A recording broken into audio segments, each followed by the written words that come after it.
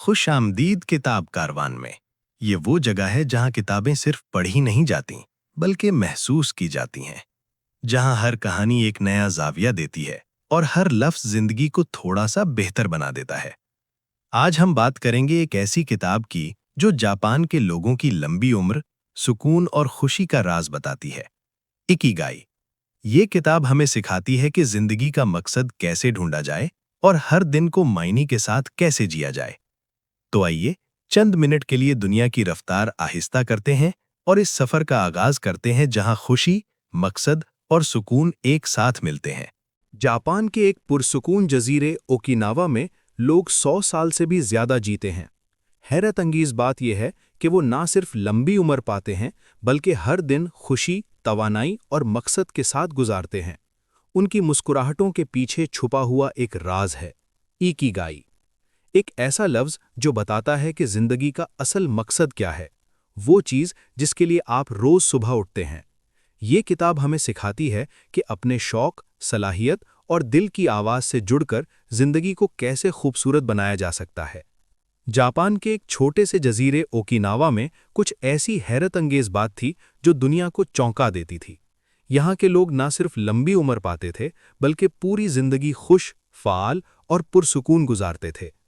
अगर आप उनके गांव की गलियों से गुजरें तो आपको हंसते चेहरों वाले बुजुर्ग मिलेंगे जो आज भी बागबानी करते हैं, दोस्तों से मिलते हैं, नाचते हैं, हंसते हैं और जिंदगी को गले लगाते हैं। उनके चेहरों पर झुर्रियां तो हैं, मगर दिलों में रोशनी, उम्मीद और तवानाई है। इन सब में एक चीज मुश्तरक है, इकिगाई। इकिगाई एक जापानी लफ्ज है जिसका मतलब है जिंदगी का वो मकसद, वजह या खुशी जो आपको हर सुबह बिस्तर से उठने पर मजबूर करे। किताब इकिगाई इसी राज को समझाती है। मुसन्निफीन हमें बताते हैं कि हम में से हर इंसान के अंदर एक इकिगाई छुपा हुआ है, बस उसे पहचानने की जरूरत होती है। इकिगाई की तलाश, एक सफर। कहानी यूं शुरू होती है कि मुसन्निफ ओकिनावा पहुंचते हैं और हैरान रह जाते हैं कि 90, 95 और 100 साल से ज्यादा उम्र वाले लोग अब भी अपनी जिंदगी भरपूर तरीके से गुजार रहे हैं। उनके पास बीमारियों की फहरिस्त नहीं होती, वो तन्हा नहीं होते, वो बोर नहीं होते, उनकी आंखों में चमक होती है।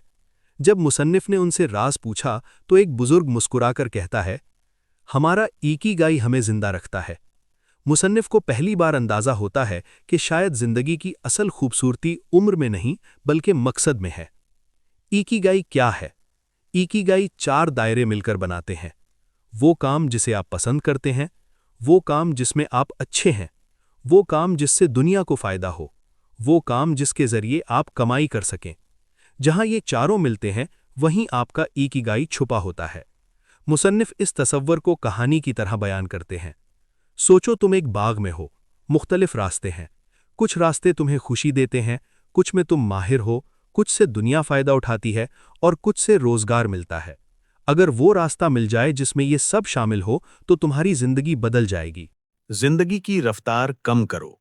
ओकिनावा के लोग एक और अजीब सा असूल फॉलो करते हैं, हारा हाचीबू। इसका मतलब है पेट 80% भरने पर खाना रोक दो।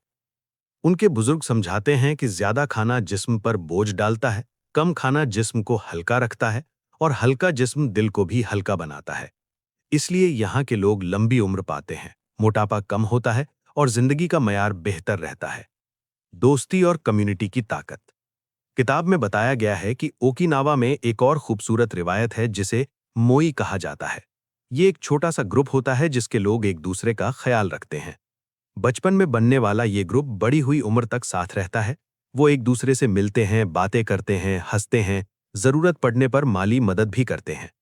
इकिगाई हमें याद दिलाता है कि इंसान अकेला कभी खुश नहीं रह सकता। मोहब्बत, दोस्ती, हमदर्दी और करीबी रिश्ते जिंदगी की उम्र भी बढ़ाते हैं और इसकी खूबसूरती भी। पैशन यानी जज्बे की ताकत। मुसन्निफ कई मिसालें देते हैं। एक 102 साला शख्स जो आज भी लकड़ियां काटता है, एक 90 साल की औरत जो रोजाना बाग में फूल लगाती है। वो कहते हैं, हम काम इसलिए नहीं करते क्योंकि हमें करना होता है, हम करते हैं क्योंकि हम करना चाहते हैं। यही इकिगाई का जौहर है। वो काम करें जो दिल को भाए, क्योंकि जब इंसान दिल से काम करे तो थकने के बावजूद थकता नहीं, बल्कि ताजा हो जाता है। स्ट्रेस कम, सादगी ज्यादा। ओकिनावा की जिंदगी सादा है। ना वो नई नई चीजों के पीछे भागते हैं, न मुकाबले में जीतने की फिक्र करते हैं। वो छोटी खुशियों का लुत्फ लेते हैं। किताब में बताया गया है कि दुनिया भर में पैदा होने वाला ज्यादा स्ट्रेस इसी वजह से है कि लोग दूसरों को देखकर अपनी जिंदगी नापते हैं, जबकि इकिगाई हमें सिखाता है कि अपनी तवानाई अपनी चीजों पर लगाओ, दूसरों से मुकाबला ना करो। फ्लो की हालत, जब वक्त रुक जाए। इकिगाई का एक अहम हिस्सा है फ्लो, यानी वो कैफियत जिसमें इंसान अपनी सरगर्मी में इस कदर डूब जाए कि वक्त का एहसास ना रहे। मुसन्निफ एक मुसव्विर की मिसाल देते हैं जो सुबह बैठता है और पता ही नहीं चलता कि शाम हो गई। वो कहता है, जब मैं पेंटिंग करता हूं तो दुनिया खामोश हो जाती है, सिर्फ रंग और मैं रह जाते हैं। यही फ्लो है। हर इंसान के लिए कुछ न कुछ ऐसा काम जरूर होता है जिसमें वो डूब जाए। कोई लिखता है, कोई बनाता है, कोई पढ़ाता है, कोई खेलता है, कोई खाना पकाता है। फ्लो मिल जाए तो खुशी आपको चुन कर आती है। छोटी छोटी आदतों की ताकत।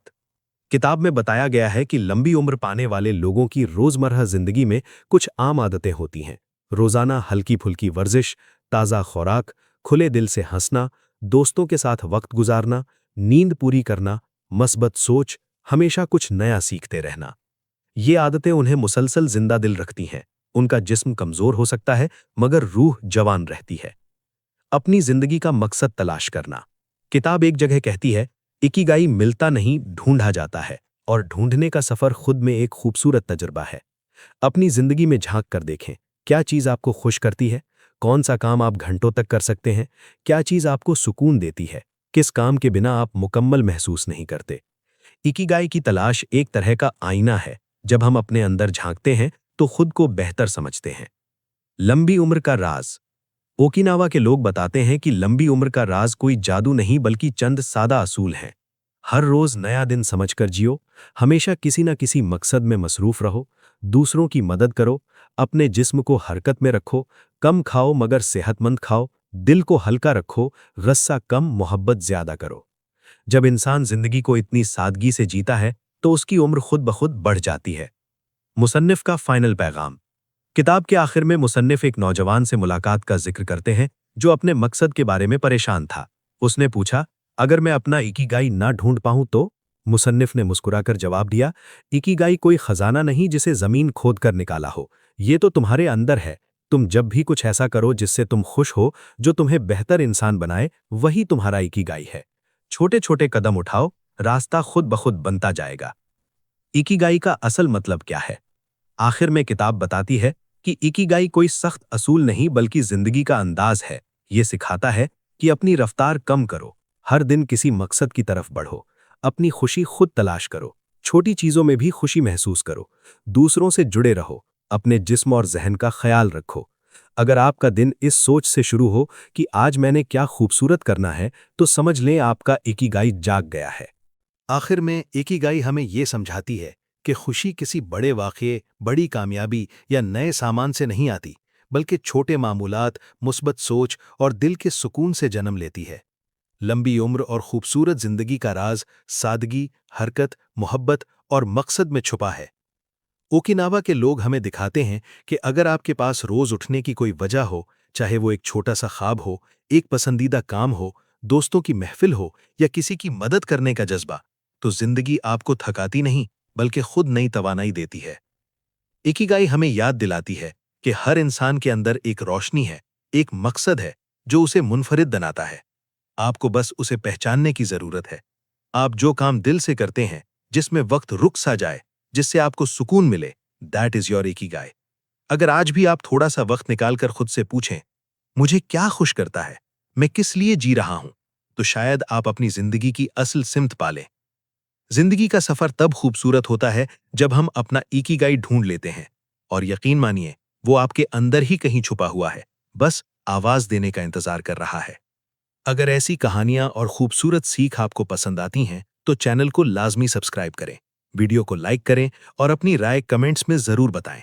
नई वीडियोस के लिए बेल आइकन दबाकर नोटिफिकेशन ऑन रखें, क्योंकि हम आपके लिए ऐसी ही मजीद जिंदगी बदल देने वाली बातें लाते रहेंगे।